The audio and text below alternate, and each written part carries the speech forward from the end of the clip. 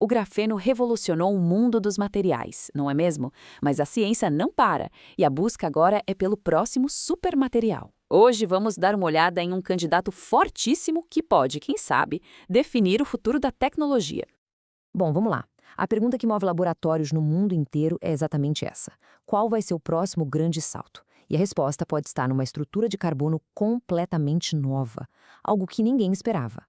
E esse candidato tem nome: bifenileno.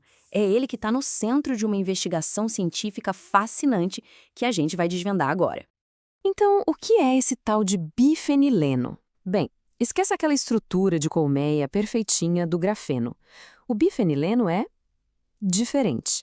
Ele tem uma arquitetura que mistura anéis de carbono de 4, 6 e 8 lados. E essa mistura não é só um detalhe visual, não. É a fonte de tudo que o torna especial. E o que essa estrutura diferente significa na prática?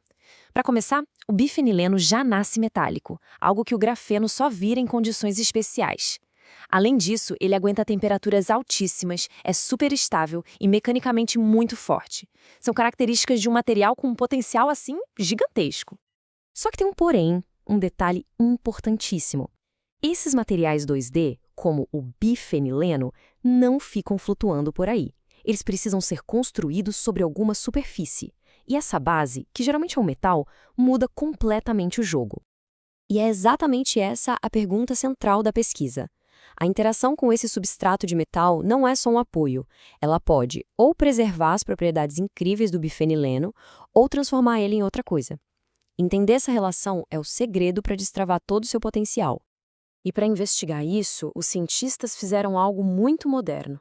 Em vez de irem direto para o laboratório, eles construíram tudo dentro de um supercomputador.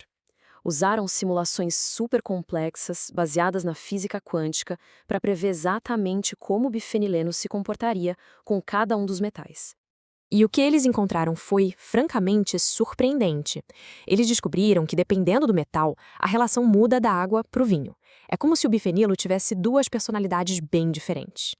A descoberta se resume a isso aqui. Com metais como ouro e prata, a interação é fraca. O bifenilo fica ali, praticamente intacto, plano, mantendo suas características originais. Agora, quando a gente junta ele com paládio ou platina, a história é outra. A interação é fortíssima, uma ligação química de verdade que deforma a estrutura do bivinilo e altera radicalmente suas propriedades eletrônicas. Para ter uma ideia do que é essa interação fraca, olha só esse número. Numa superfície de ouro, a deformação, a ondulação do bifenileno é de só 0,01 angstrom. É quase nada. É como se ele estivesse só repousando ali, quase perfeitamente plano. Agora, segura essa. Quando a gente troca o ouro pela platina, a ondulação pula para 0,30 angstroms. Isso é 30 vezes maior. Uma deformação estrutural enorme. Fica claro o poder que o metal parceiro tem em definir a forma e, consequentemente, a função do bifenileno. Tá, o material se deforma, mas e daí? Por que isso importa tanto? Bom, é que essa mudança abre as portas para uma das aplicações mais cruciais que a gente busca hoje, a produção de energia limpa. Todo mundo fala do hidrogênio como combustível do futuro, certo? Para produzir esse hidrogênio a partir da água, existe um processo chamado reação de evolução de hidrogênio. E o segredo para esse processo ser super eficiente é ter um catalisador, uma espécie de acelerador, que seja espetacular. E o que faz um catalisador ser espetacular? Colocando de um jeito simples, ele precisa ter o equilíbrio perfeito. Segurar o átomo de hidrogênio com força o suficiente para a reação rolar, mas também soltá-lo com facilidade para liberar o gás.